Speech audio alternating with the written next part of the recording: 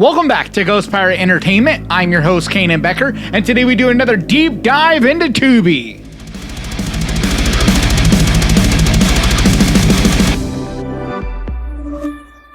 And let's get to the list.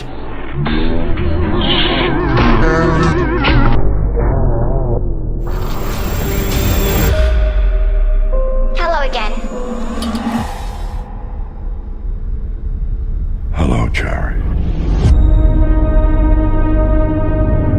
The Artifice Girl is a 2023 sci-fi thriller written and directed by Franklin Rich. It stars Tatum Matthews, Lance Hendrickson, and Sidna Nichols. A team of special agents discovers a revolutionary new computer program to bait and trap online predators. And after teaming up with the program's troubled developer, they soon find that the AI is rapidly advancing beyond its purpose. The reason you can't find Cherry, the reason why she doesn't have a last name or a social security number, it's because she's not a real human being. This is a great little movie, one that you're not hearing no one talking about. I stumbled across it. I heard about it on a podcast not too long ago, a few months back, and I rented it, and I was really pleasantly surprised because for a small sci-fi thriller horror movie, it has a lot to offer. Lots of layers. It's emotional. The performances by the entire cast are phenomenal, but the writing and what it's trying to say is what makes this movie so special. Because right now in the news, we're hearing on a daily basis all these amazing things that's happening with AI. And it's one of those things where it could be good or it could be bad.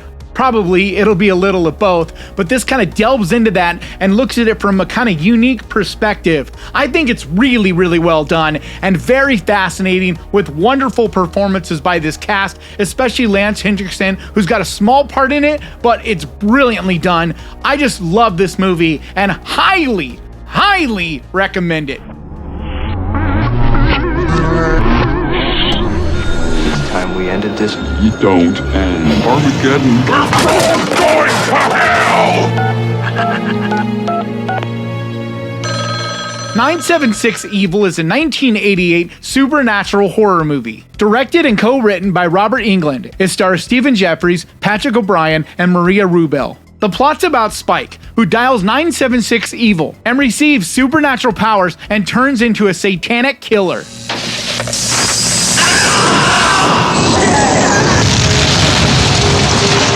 Crazy. I've heard of this movie forever. Since it came out, I've heard people talk about it. But for whatever reason, I've just never seen it. So when I saw it on Tubi, I got so excited because I was like, there's another 1980s classic that I need to check off the list.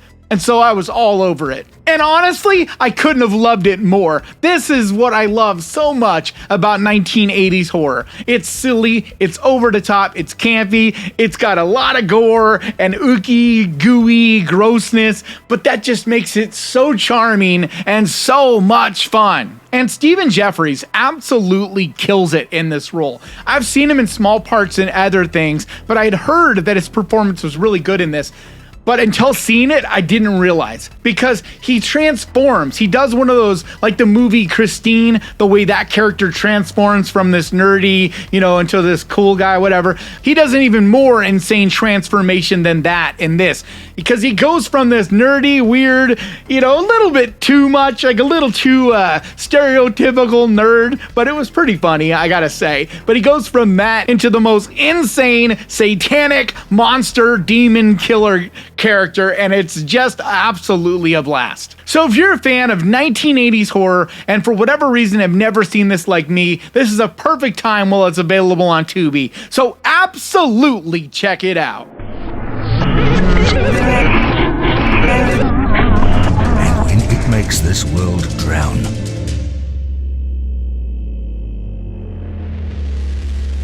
I won't offer my hand to save any of you. Older Gods is a 2023 indie drama horror movie, written and directed by David A. Roberts. It stars Rory Wilson, Ewan Combs, and Lindsay Bennett Thompson. A man descends into madness as he tries to investigate an apocalyptic cult that caused the death of his friend. We looked wherever there were reports of overindulgent murders. Anything ritualistic.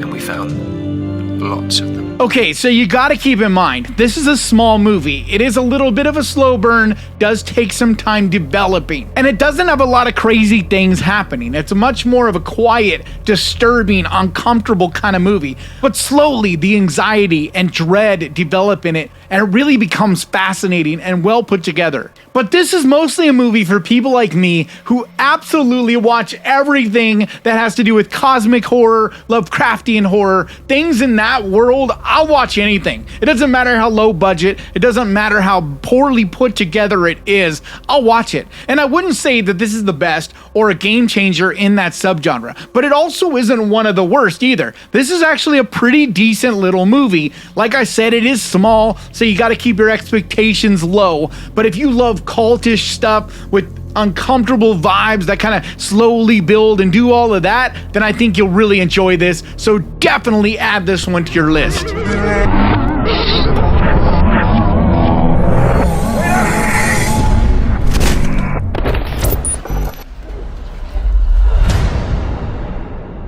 The House is October Built is a 2014 found footage horror movie. Directed by Bobby Rowe and written and produced by Zach Andrews and Bobby Rowe. It stars Brandy Schaefer, Zach Andrews, and Bobby Rowe.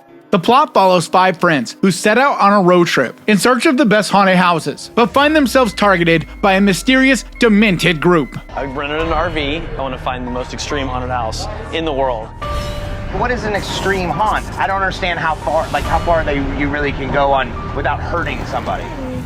So like most you guys out there, I don't just love horror movies, I love anything horror, especially haunted houses. Like that's part of why October is my favorite time of year. I just can't get enough of haunted attractions and the decorations and just everything haunted and horror. So what makes this movie so special is that this group of people, they went out to film a documentary. This wasn't originally meant to be a movie, it was gonna be a documentary, but then as they started filming at these different haunted attractions, they started hearing these stories and rumors about these haunted houses that go too far, where it might actually be real. They might actually really be hurting people, not just, you know, doing it for laughs and giggles and to make people scream. And so that's where the idea for this was born. And because of that, it gives this a real genuine feel about it. It feels like real friends, because they are, and it just feels authentic and real, and it's easy to get sucked into this, and it makes it absolutely so creepy. But this goes in a lot of fun directions, and it'll keep you on your toes all the way to the end.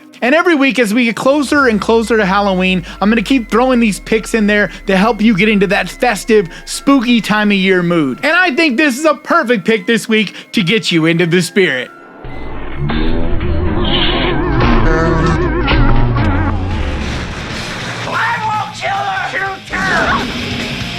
Wait. The witness has to die. Brainscan. Brainscan is a 1994 sci-fi slasher horror movie. Directed by John Flynn, it stars Edward Furlong, Frank Langella, and T. Ryder Smith. Horror films and video games fascinate teenager Michael, who discovers a game that portrays murder from the killer's point of view. But soon he discovers what happens in the game happens in reality. Brainscan, the ultimate experience in interactive terror. Never leave home without it. You're in the game, man. You're in control. I've talked about this a number of times here on the channel because this is one of my favorite movies from this time period. It really takes me back to being a teenager because in a lot of ways, this was me. Edward Furlong's character in this was me. He loved horror movies, video games, metal music. I mean, that was me roughly around the same era. And so I can really connect to this world. It's very nostalgic. But beyond that, I love the way it looks. It's very creative and exciting and fun.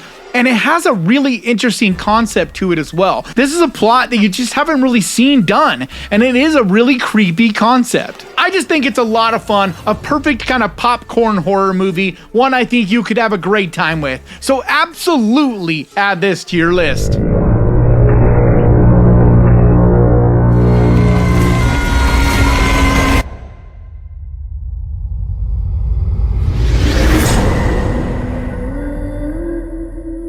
The Harbinger is a 2022 supernatural horror movie. Directed by Andy Mitton, it stars Gabby Beans, Emily Davis, and Raymond Anthony Thomas. The plot's about a woman plagued by horrific nightmares who must enter a hellish landscape to confront her greatest fears. Then I get the bad feeling that he's there.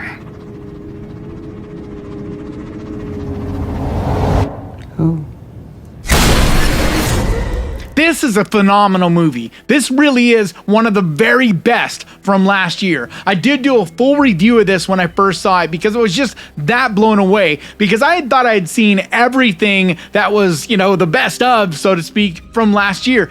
And this one I missed. It just completely flew under my radar until the beginning of this year when I was finally able to see it. And to me, this has everything that I love in an indie horror movie. And sadly, it is still flying way under the radar. Just not enough people have seen this. So I figured I would cover it again on this list and just give you guys a heads up. Anybody out there who have not seen this yet, because I'm telling you, you're really missing out. Because this has it all. It has layers of emotion. It's scary and creepy and original and unique and disturbing. It really is a phenomenal film with fantastic performances by the cast. I mean, there is just something so creepy and haunting about the way this movie is put together. The story and the uniqueness of it, there's just this weirdness about it that just is really disconcerting and sticks with you. So if you have yet to check this film out, do yourself a favor and make this the next thing that you watch.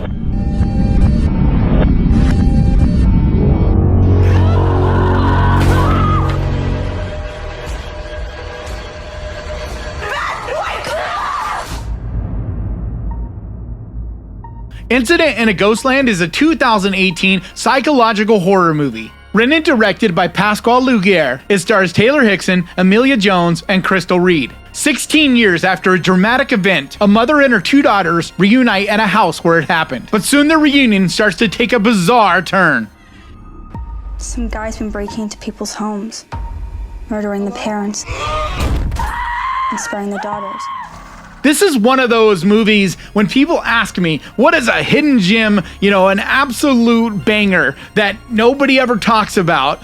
This is one of the ones I always come up with. This one and The Hills Run Red. They're just two fantastic movies that I adore that just never get talked about, at least not nearly enough in my opinion. And so every time I get a chance to spread the word and let people know that this movie's available and that they need to see it, I do, because I just think it's that special. And the directing and editing, the way it's shot, the pacing, the cast, everyone in this does a fantastic job of being believable, and you just feel the emotion. There's so many layers to it. And it's a super twisted story that keeps you guessing.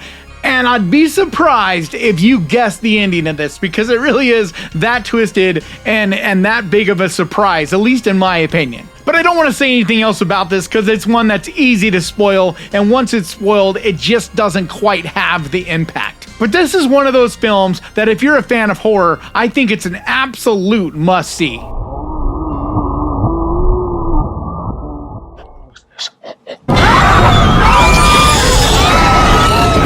911, what are you reporting?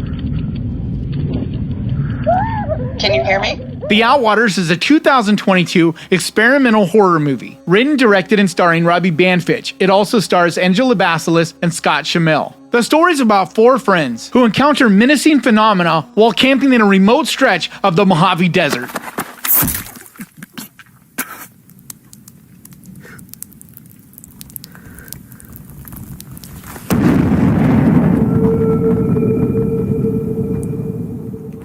So right off the jump, this is not for everyone. Just a big warning to a lot of people out there, because I've heard so many people that did watch this and are like, you're high, man. What are you smoking kind of thing when I did my review in the past, because a lot of people just don't get with this. This just does not vibe with what they're feeling. And that's fine. That's cool. I respect that. This is an experimental kind of film. This is one that's really about the art and creativity and uniqueness of sound design and weird quick imagery and liminal spaces. It isn't something that's a to B normal narrative type of horror movie. And because of that, it just doesn't work for everyone. And so you got to go into this with those expectations, knowing that you're not going into this to watch a normal kind of horror movie. You're going into this for more of an experience than you are for, a regular form of entertainment kind of movie. In a lot of ways, it's very similar to Skinamarink, although there is more that does happen. This is definitely a lot scarier than Skinamarink, at least in my opinion, for my sensibilities, but it is very similar in the fact that it's just very experimental. It's very unique and weird and gonna be very polarizing. But if that sounds interesting to you, if that sounds like your jam, then by all means, absolutely check this one out.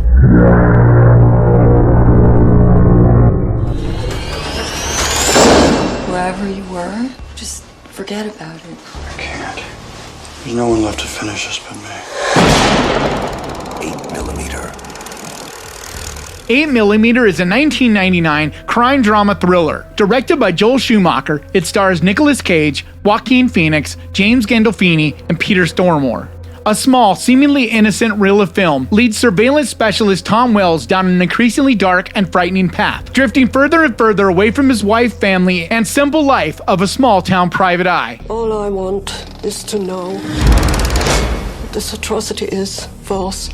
I want the proof of it. This is one of those movies that I feel like is kind of forgotten, because if you're a fan of the movie Seven, this has a lot of those same vibes to it. It's from roughly around that era, and I'm not saying that it's as good as Seven. I mean, don't get me wrong. I mean, Seven is a phenomenal movie.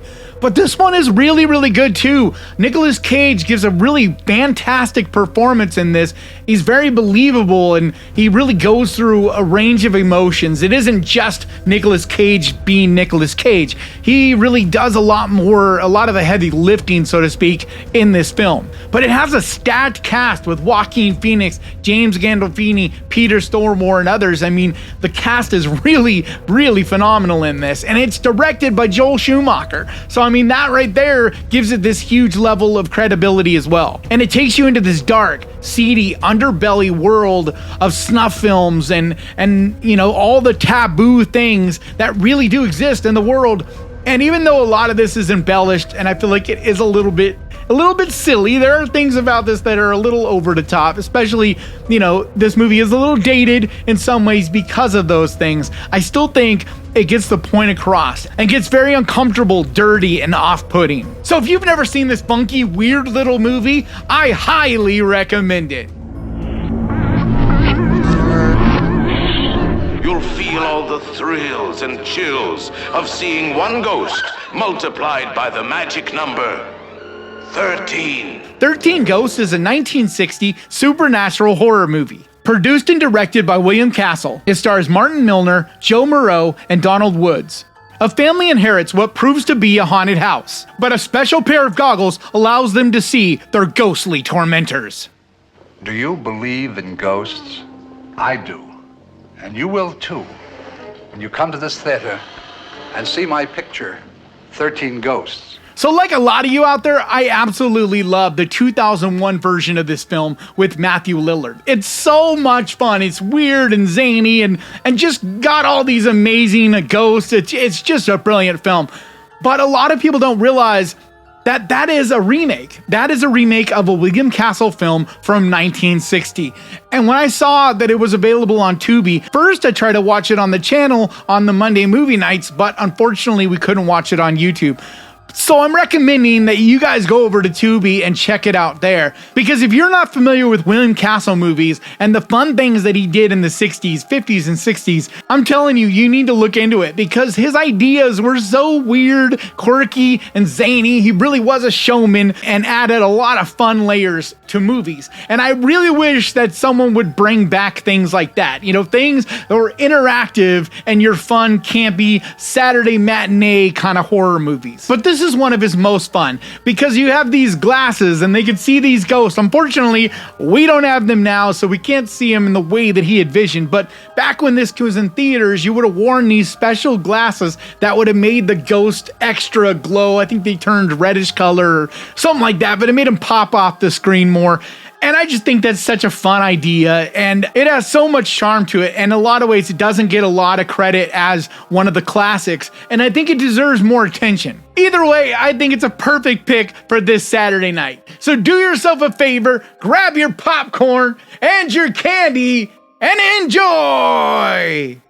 Alright, that's going to do it for me today. Thank you so much for watching this. If you enjoyed this, do me a favor, hit that subscribe button and ding that little bell, because that is the best way to keep track of this channel. And when I post videos like this, and I post videos like this every single week, I also want to give a huge, massive, enormous thank you to the Ghost Pirate crew, to you guys over on Patreon, and to the channel members over here. You guys mean absolutely so much to me. And if you would like to help support the channel over on Patreon, there's a link down in the description. Or if you want to become a channel member and help support the channel this way, there's a button right down there that says join. But like always, thank you so much for watching. Please crush that like button, and remember guys, horror can be fun! And if you enjoyed this, click right here to watch my most recent recommendations on Netflix. And I'll see you guys next time!